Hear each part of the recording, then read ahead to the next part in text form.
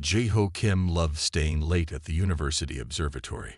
The night sky was always clearer after midnight, and the stars seemed brighter when he was alone. Tonight was no different, except it would change his life forever.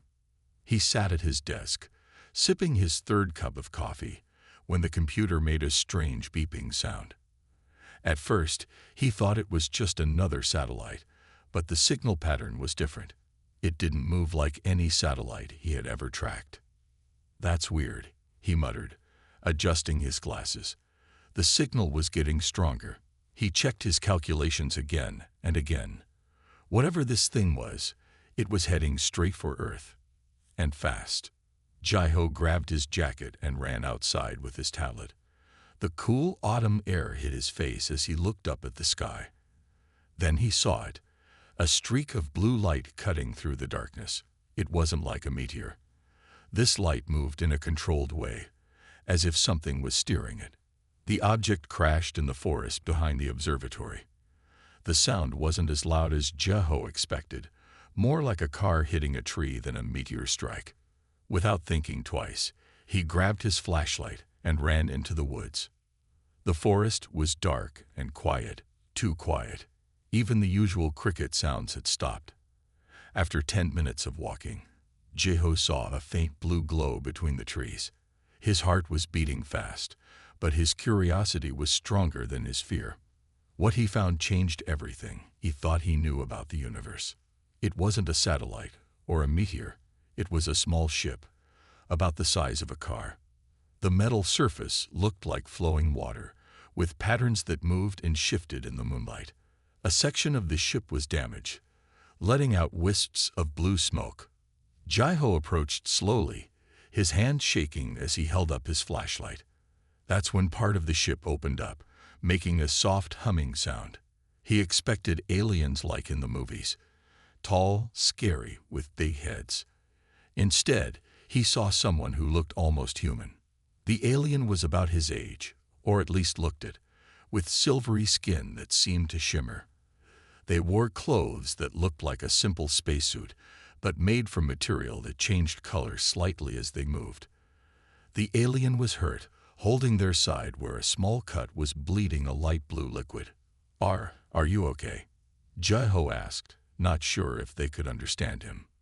The alien looked up, surprised. When they spoke, their voice sounded musical, like chimes in the wind. "You speak. Good. I am Rin."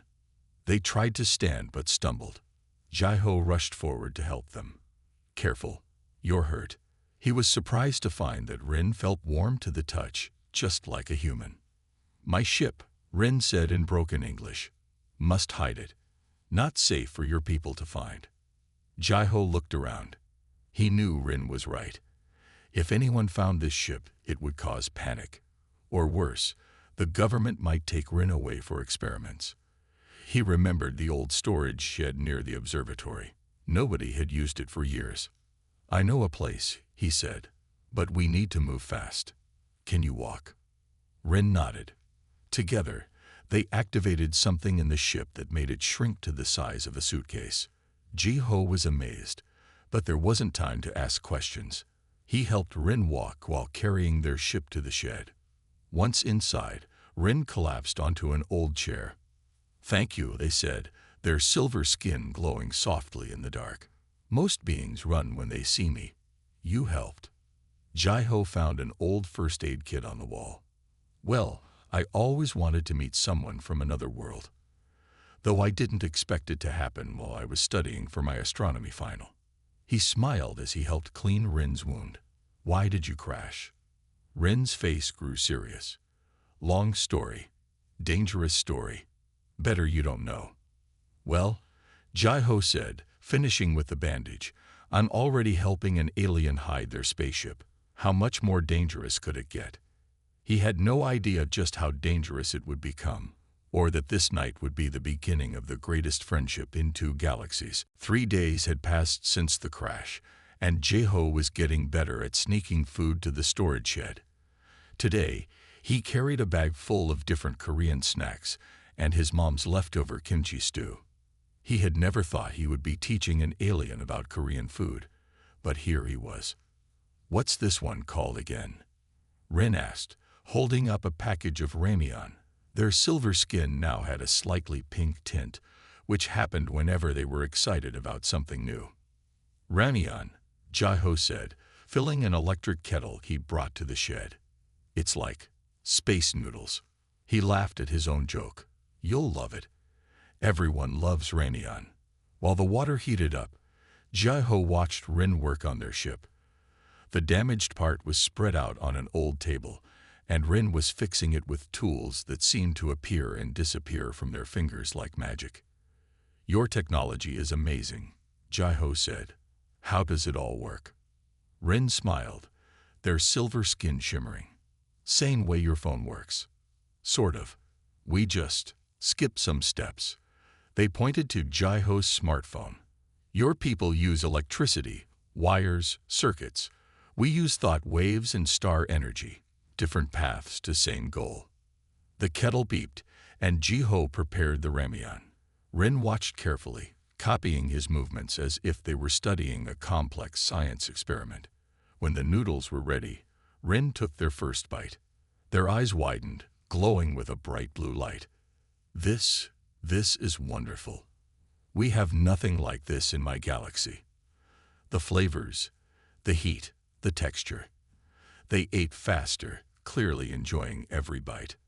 Jaiho grinned. "Wait until you try tteokbokki. That's even better."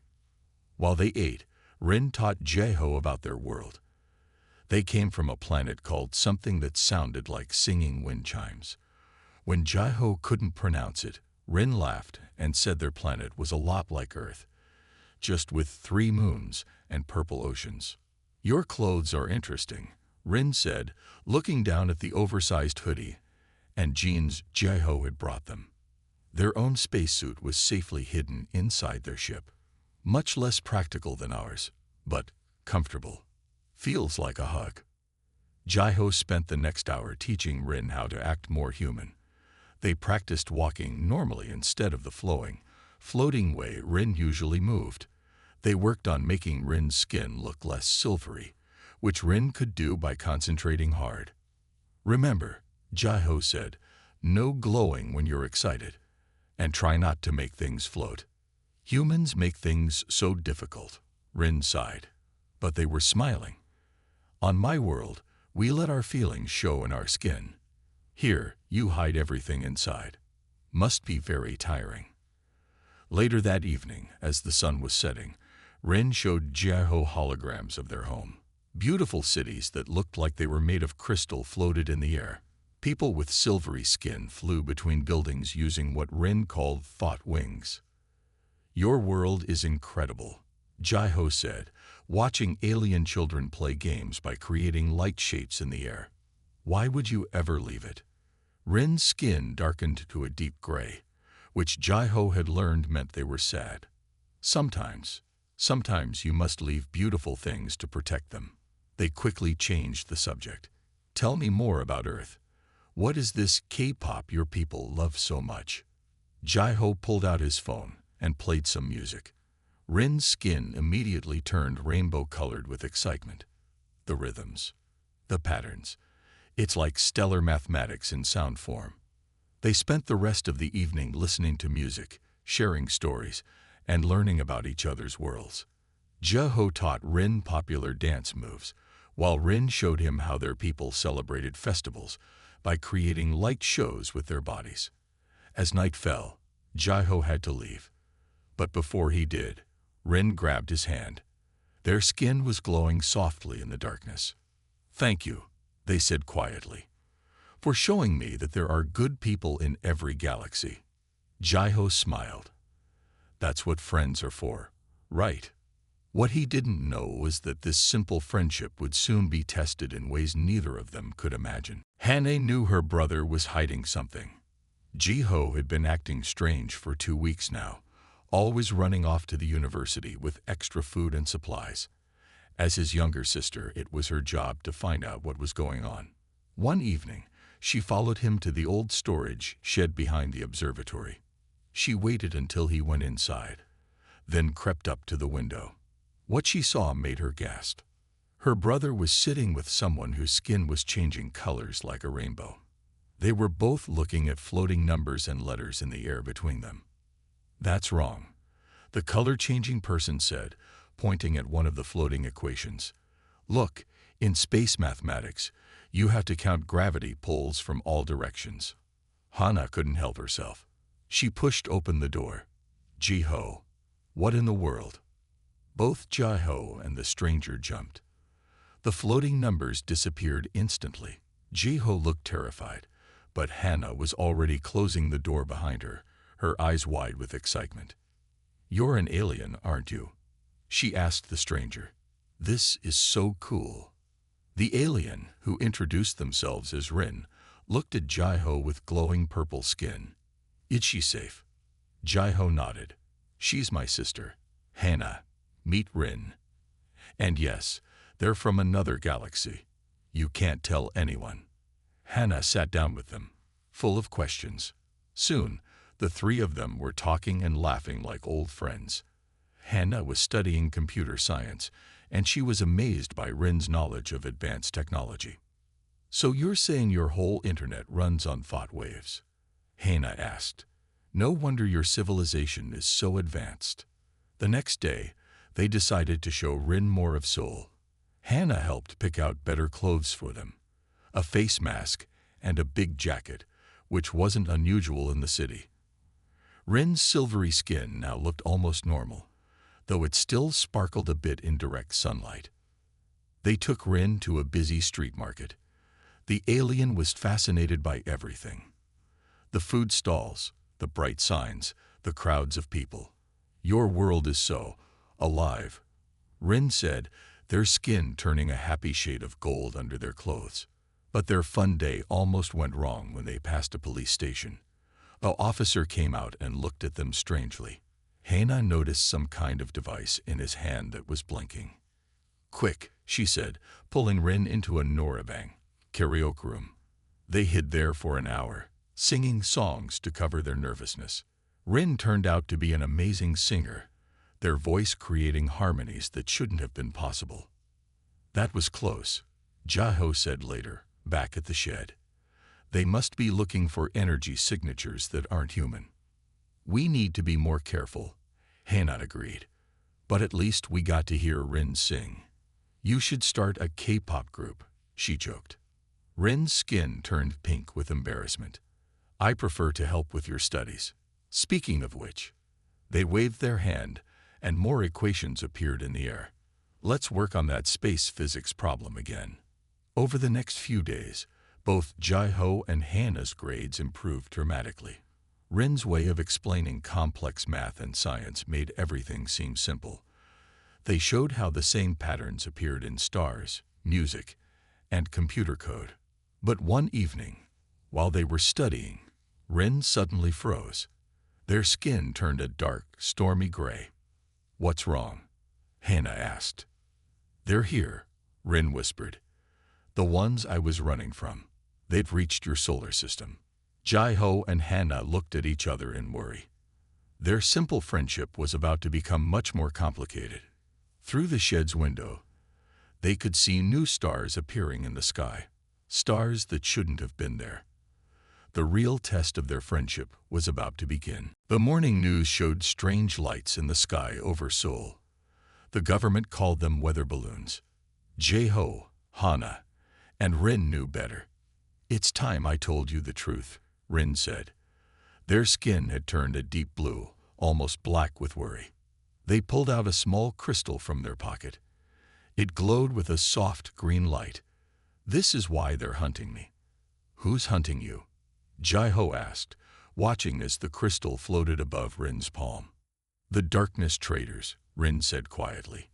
"They control most of the energy supply in 3 galaxies. This crystal contains the plans for clean, free energy. Energy that anyone could use.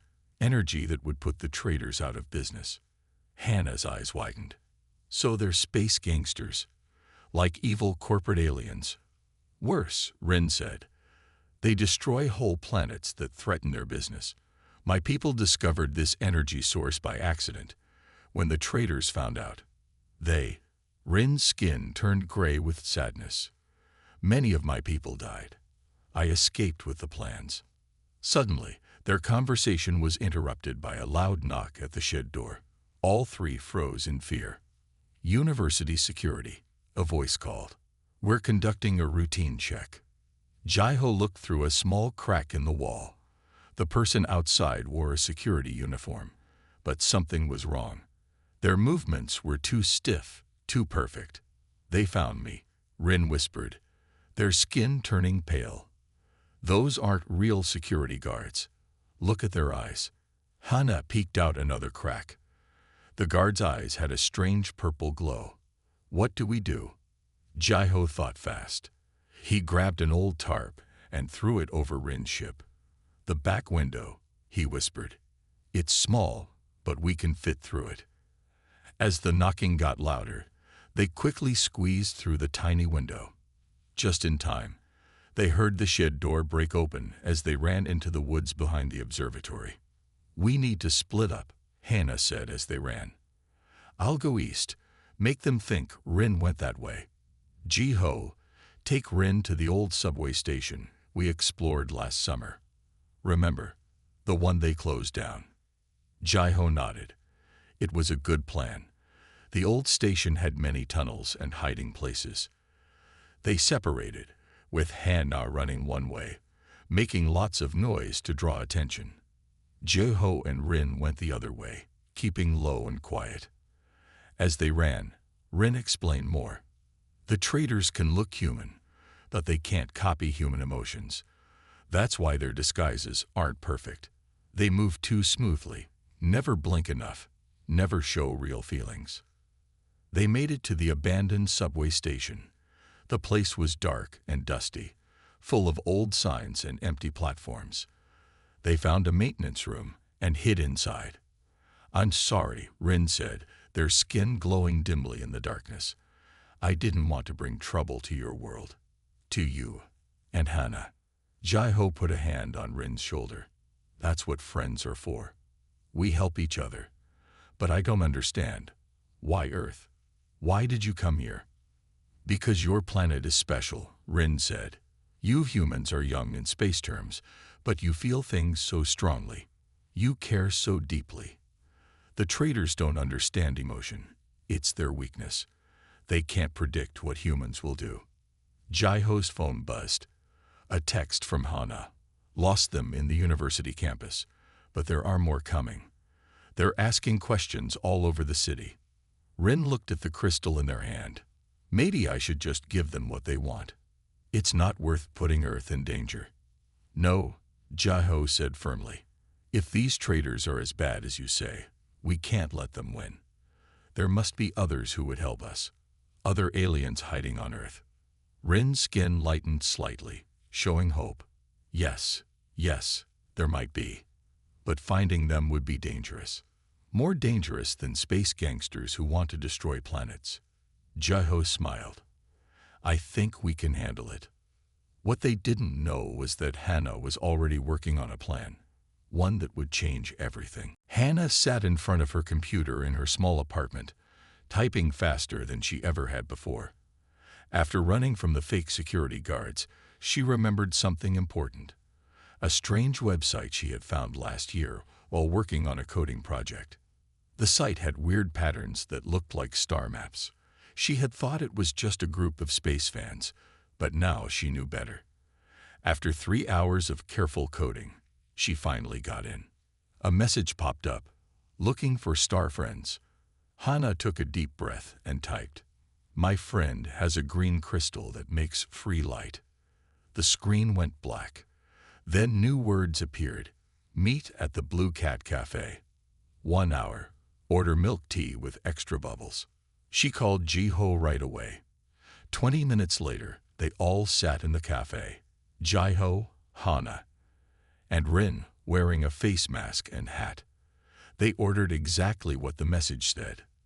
A young woman with short black hair sat down at their table.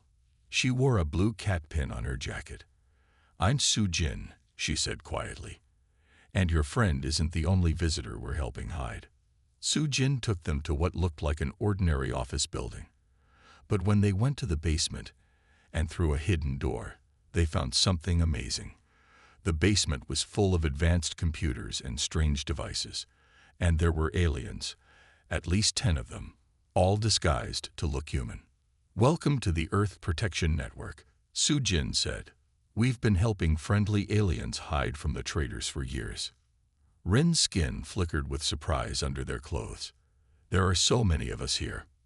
"Earth is special," Su-Jin explained. "It's one of the few planets the traitors don't control. They can't understand humans, our art, our music, our feelings. It makes Earth the perfect hiding place." A tall person with slightly blue skin under their human disguise stepped forward. "I've been here 3 years," they said, "working as a music teacher. The traitors would never think to look there." "And I sell flowers," another alien said, their green tint barely visible. "The traitors don't understand why humans buy plants just to look at them." Hana looked at all the computers. "What is all this for?" "We watch the skies," Su-Jin said. "We track the traitors' ships. We help coordinate our friends across the planet. There are networks like this in every major city." Jaiho noticed something on one of the screens. "Are those defense plans?" Su-Jin nodded. "We knew the traitors would find Earth eventually. We've been preparing. But your friend's crystal changes everything. If we can share this free energy technology with humans, the traitors would lose their power," Rin finished. "But they'll fight hard to stop us." "They're already here," Hannah said, showing them her phone. The news was reporting strange weather patterns all over Seoul. "Those are their ships, aren't they?" "Yes," Su-Jin said, "but we have something they don't expect." She pressed a button on one of the computers. A map appeared, showing glowing dots all over the world. Every dot is a human-alien friendship, people working together, protecting each other. The traitors can't understand friendship. That's their biggest weakness. Rin pulled out the crystal. "Then let's use that weakness. My people tried to fight alone, and we lost. But maybe together." "Together," Jaiho said firmly, putting his hand on Rin's shoulder. "Together," Hannah agreed, joining them. Su-Jin smiled. "That's how we'll win. Not with weapons or power, but with something the traitors can never understand: trust and friendship." Suddenly, all the computers started beeping at once. Su-Jin's face turned serious as she looked at the screens. "They're making their first move," she said. "They're starting in Seoul. Are you ready?" Jaiho looked at his sister and his alien best friend. He thought about how his life had changed since that night at the observatory. How one act of kindness had led to all this. "Ready," he said. And he meant it. The biggest fight in Earth's history was about to begin, and it would start right here in Seoul. The sky over Seoul turned dark at noon. It wasn't normal darkness. The clouds had a purple glow that made everything look strange. People on the streets stopped to take pictures with their phones. In the underground base, Su-Jin's computers were going crazy. "They're starting," she said, typing quickly. "The traitors' ships are positioning themselves over the city." "What are they going to do?" Hannah asked, watching the screens. Before anyone could answer, all the power in the city went out. Cars stopped working. Phones died. Everything electric just stopped. "They're trying to scare humans," Rin explained, their skin glowing bright enough to light up the room. "Show how powerful they are." But Su-Jin was smiling. "We planned for this." She pressed a button on a strange-looking device. Suddenly, their computers came back on. "We've been using alien technology to build backup systems all over the city." Jaiho looked at the screens. Small dots of light were appearing all across the city map. "What are those?" "Other bases," Su-Jin said. "Other human-alien teams. We're not alone." The traitors' ships became visible now, huge dark shapes floating over the city. They looked like metal clouds, changing shape as they moved. Strange beams of purple light shot down from them, freezing everything they touched. "They're trying to paralyze the city," Rin said. "But they don't know about the ancient defense system." "The what?" Jai-Ho and Hana asked together. Su-Jin led them to a wall covered in old symbols. A long time ago, friendly aliens left protection devices on Earth. One of the biggest is right here under Seoul.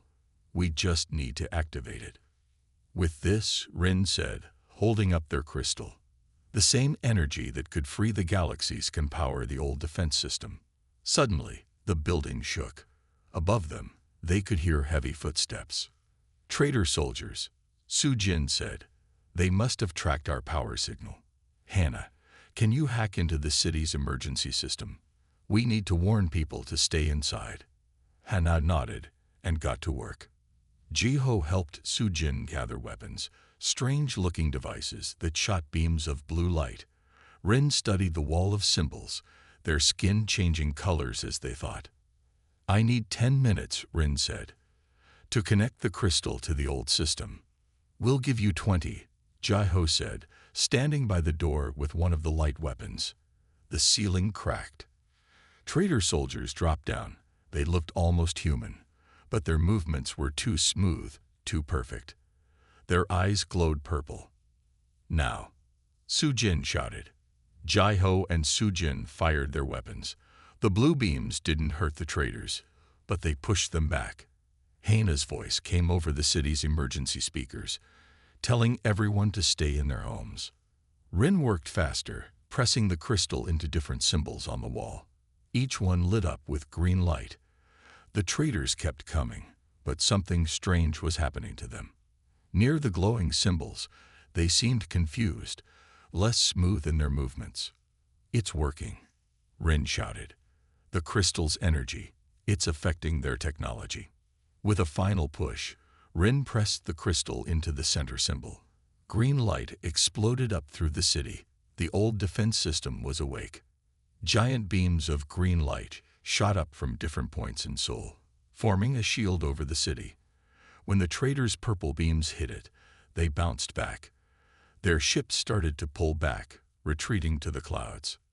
We did it, Hana cheered. But Rin looked worried. This is just the beginning, they said. The traitors never give up easily. They'll be back with something bigger. Then we'll be ready, Ji-Ho said. All of us together. Su-Jin was already on her computer, connecting with other bases around the world. Seoul was just the first battle, she said. Now everyone knows the traitors are real. Everything changes from here.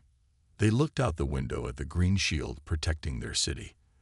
The first battle was won, but the real war was just beginning. The morning after the battle, Seoul was different. Green light still shimmered in the sky, protecting the city. News reporters from all over the world crowded the streets. Everyone wanted to know the truth about the aliens. Ji-Ho, Hana, and Rin sat in a quiet room at the United Nations office in Seoul. Su-Jin stood with them, showing government officials the proof of everything that had happened. The room was full of important people from different countries, all watching Rin with amazed eyes. So you've been living among us all this time? A woman in a blue suit asked. She was from the UN Security Council. How many of you are there? Thousands, Su-Jin answered. Good people from other worlds who needed a safe place. Earth has been a sanctuary for years. Rin stepped forward, their skin now openly shifting colors. There was no need to hide anymore. We came here because Earth is special, they said. Humans understand something the traitors never will, the power of friendship and trust. And this crystal, another official said, pointing to the green crystal in its protective case, it could really provide free energy for everyone. Yes, Rin said, but the traitors will do anything to stop us from sharing it. That's why they attacked Seoul. Hana showed them the computer data from the battle. The old defense system worked this time, she explained. But the traitors will find a way around it. They always do. The officials talked among themselves. Some looked scared, others excited. One older man stood up.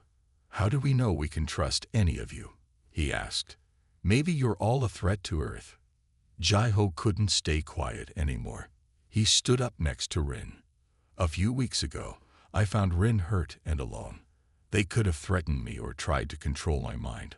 all the things we see in movies.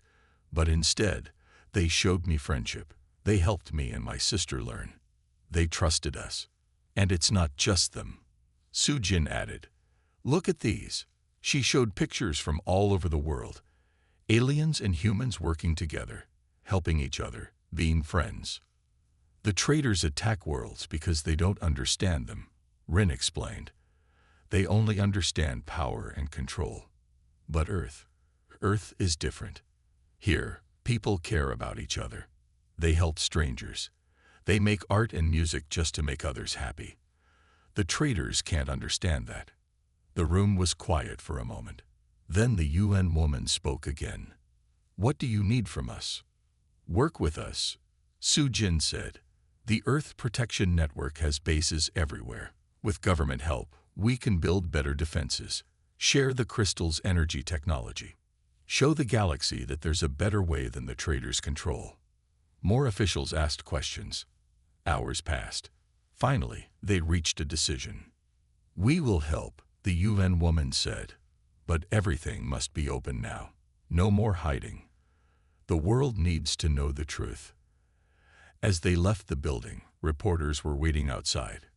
Cameras flashed as Rin stood in front of the crowd, their silver skin shining in the sunlight.